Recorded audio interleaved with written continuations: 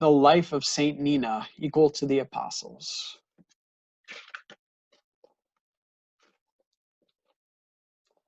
Saint Nina was a Christian taken captive long ago in a land called Georgia, which had mountains high and low. The people worshipped statues there and brought them sacrifice.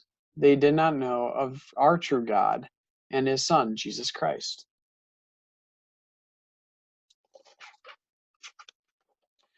Saint Nina, in her small hut, prayed to God both night and day that Christ would show the people the joy of his true way. A little boy was sick one time, and his mother heard folk tell that Saint Nina's prayers were very strong. Her God could make you well.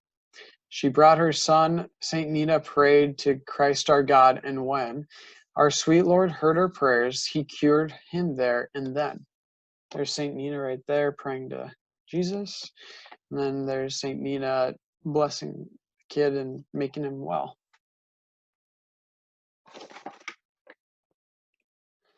Now the queen of the land of Georgia also was very sick. She heard of the child's healing through Saint Nina's prayers so quick.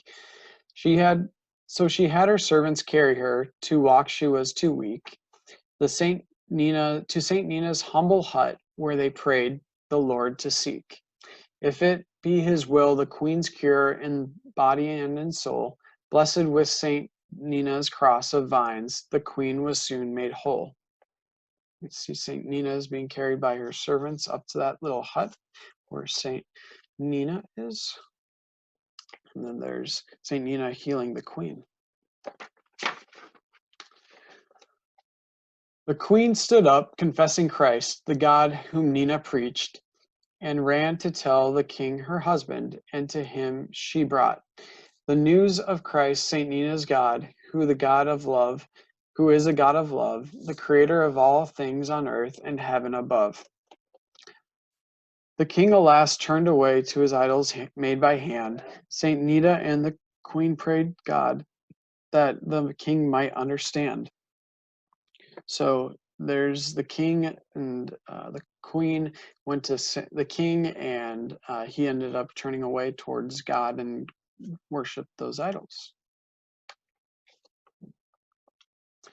One day the king went hunting with his friends to a high hill. The city lay below them, in the sun, lovely and still. Going hunting, I guess maybe for some rabbit.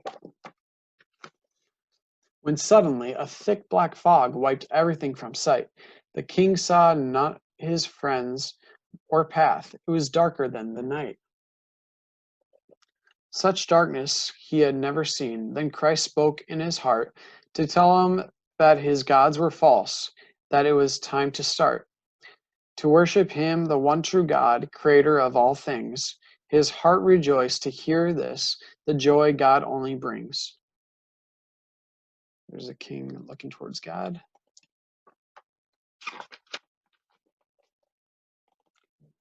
He promised Christ to worship him alone as the true God, and suddenly the darkness left, and there was no more fog. The king ran home to tell his wife, and Saint Nina too. They all gave thanks to our dear Christ and thought what then to do. So there's a king running home, running up the hill towards Saint Nina and the queen. The king had many churches built in all the Georgian land, and had Saint Nina teach the folk so they would understand, and sent for priests and for a bishop to baptize in the name of the Father, Son, and Holy Spirit of all of those who came to the large river near the city. And when this was done, the king and queen, Saint Nina, and all rejoiced as one. So you see them all baptized in the little river right there. And there's Saint Nina, the king, and the queen, and the priest right there. For many years, Saint Nina taught all around that land, and many souls she brought to Christ to be baptized. And finally, she fell asleep. Her soul to God did go, and people built the church next to her relics here below, where many came to pray to Christ, the God whom Nina taught, and thanked him for sending her and the love of God she brought. So there's Saint Nina, and there's people that attended her funeral.